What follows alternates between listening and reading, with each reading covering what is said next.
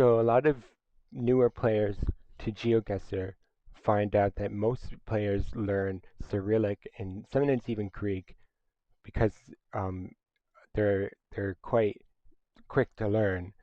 But some players, such as Blinky and other top level players, are known for learning other scripts in other countries. And in this video, I wanted to show the three most useful ones and the most high yield ones to learn um, in terms of like the amount of time it takes to learn them and the amount of yield they have, like the amount of effect they have on your gameplay. Um, so the first one is Japanese kanji, which are the specifically these for the prefixtures. You can study the prefixtures on Satera by switching the language to Japanese and doing the quiz here, and you can even turn off the flags if you want. Um, but yeah, like they're very useful. You have to look for this character, which is kun right here. Um, and the text before it, which is either 2 or 3 kanji, will be the prefixture. Um, and many bollards all across Japan have them. So if you're in a really rural road and you see bollards, you could easily get a prefixture and then get quick tons of points if you know the kanji. Um, there's only 47 of them for the prefixture kanji, uh, and yeah, and you can find them on other places and not just bollards. Like here, you see this is a Hyogo prefixture, and it's Hyogo. You can also find, if you want to even go further, you can find city names, such as which will use this character, which I don't know how it's pronounced in Japanese, but I know in Chinese it's shi. So yeah, if you see this followed by a city, which here is kind of obvious because it has it in English too, but if you see on a sign like this character and then the text before it is always going to be a city, um, and those will show up in the map too. Uh, you can't really see because it's so zoomed in, but you get the picture. And then you can also find prefixtures in places without the kun character. Like here, we have Saga prefecture on this car dealership sign.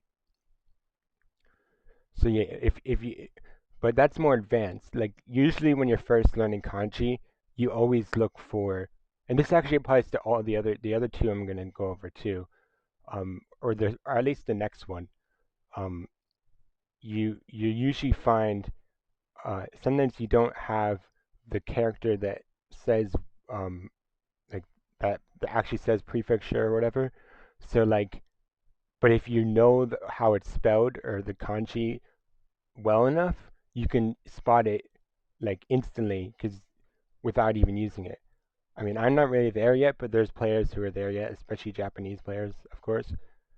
But it's really useful because then you could just be on a random commercial street, nowhere near like a provincial road sign or or a bollard, and still be able to find just a random storefront with a city name or whatever on it. So,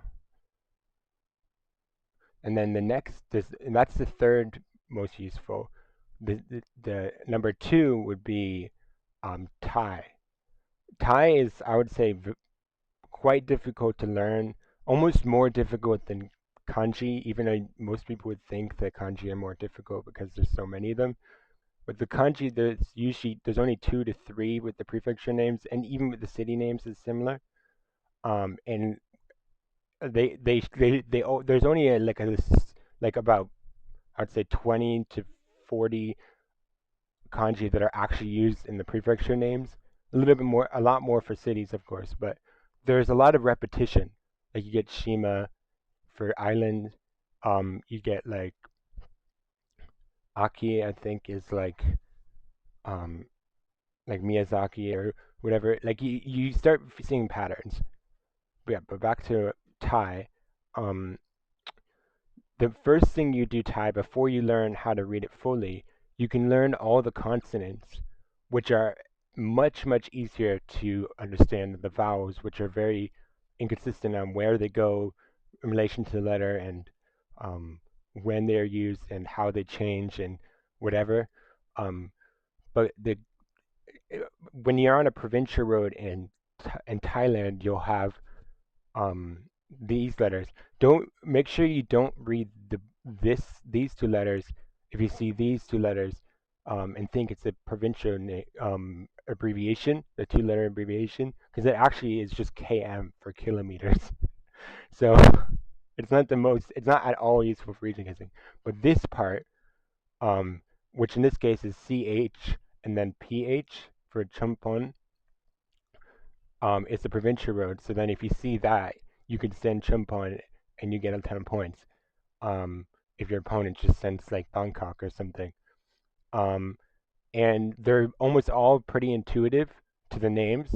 Um, you can learn the names too by again going to Terra and switching the Thailand province quiz to Thai. They also have it split into four different regions for Thailand specifically, which is very useful if you compare it to other countries. It's weird. I don't know why they did that, but yeah, they have multiple quizzes for a province in Thailand.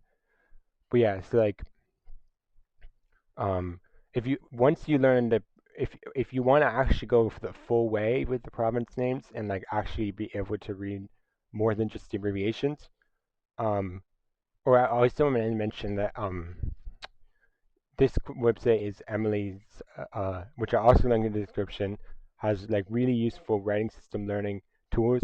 Like here, I can go like Chon Chua Chua. He, จันจวา I don't see. I was close. But yeah, you can do these practice things, and they're really useful. So make sure to check that out. Um, but yeah, like if you once you get to the point where you really want can read the full name, which is, in my opinion, much more useful because you can once you're able to like intuitively spot it everywhere. The word you want to look for is changwat right here, which is the first five characters. I always personally I recognize it instantly. I always look for the these vowel markers on the first and the fourth characters of the group of five, and then you read what's after it. In this case, it's fetch. Well, see, the spelling is weird. Like that usually makes an R sound, but it's like a silent letter now, and then bun, and then this letter has a different sound, but then since it's at the end of the word, it's an end sound. It's very confusing, but if you just focus on the province names, that's really useful. Actually, if you want to go even farther, there's here this is usually the format it's in. It has the Ampho, which is the sub-district of the province, and then they have the Changwon. There's about like I said, like 600 or 500, maybe even 800 Ampho.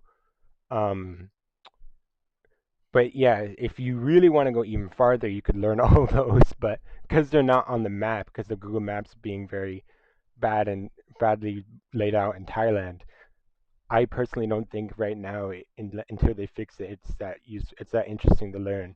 If they fix it, I probably would learn it, to be honest. But yeah, so the info would even give you more info. But yeah, the province will always be there. Usually on the rightmost side of the address. Um, and just look for Changwa. You also can find it in this layout too, where it's just the first character of Changwa, so just ch with a dot, and then for Ampho it would be just the vowel mark as abbreviation. So this would be again the Ampho, and this would be again the Changwa. It's just abbreviated. This might be easier to learn at first, and if you don't feel like also trying to figure out how to recognize the word Changwa, you could just look for this specific character and a dot, and then read after that. Um, so that's pretty useful. Like this is I'm not Chiron here. It's a bit hard to read because it's handwritten, but it's still pretty useful. And that's number two most useful. The most high yield one by far, in my opinion, which this might surprise you. Um, oh, and also here's this. So is Bengali is actually, in my opinion, most useful because Hindi is also sort of useful. And if you want to learn Bengali, it's actually not the worst idea to learn Hindi uh, from Duolingo. Uh, and then like, because a lot of the characters are similar in shape, like M in Hindi and Bengali look very similar, and N is similar too. And so that, but there is no Bengali course in Duolingo, but yeah, Bengali is much more consistent than Thai with the spelling, in my opinion. Like extremely much more consistent. So you're not going to have to deal with all these weird spelling rules that will mess with your mental understanding of the letters. For because even now I've been reading Thai stuff for like almost a year, and I still have trouble sometimes when there's weird spellings of provinces. But Bengali, they have the 64 districts of Bangladesh, and they're pretty much on every sign, um, like written as an address, and it's only written in Bengali. It's very very rare that it's written in English, so it's really really useful to learn because they're written almost as often as Kabupaten, as I say here, um, in Plunkett Discord. Uh, you basically yeah, I explained it here. You look for the vertical line in text and the word immediately after is the district name. It's always the rightmost side of the address. Also, the stuff before it, usually in the address, is the sub-district or the upzilla, because the district is a zilla. And then before that, it's the city, or either be the upzilla or just the city. But the thing is, you don't really have to learn all these districts because they all share the name with the main city. So you can usually scan for them. It's still useful to learn um, how to like where they are generally. Um, but because they're written so many places, even if your opponent insta-sends, if you're fast enough, you can find one you recognize on like a sign in 2 clicks, and then get like pretty much a 5K. Because they're all named after their biggest cities, and there's only 64. Like here, as an example, it's you have Jamalpur, Jam, Jamalpur here, Jamalpur. Right below it, Jamalpur. On this side, Jamalpur. So like as you could see, like in just one panorama, it's like I've already found three.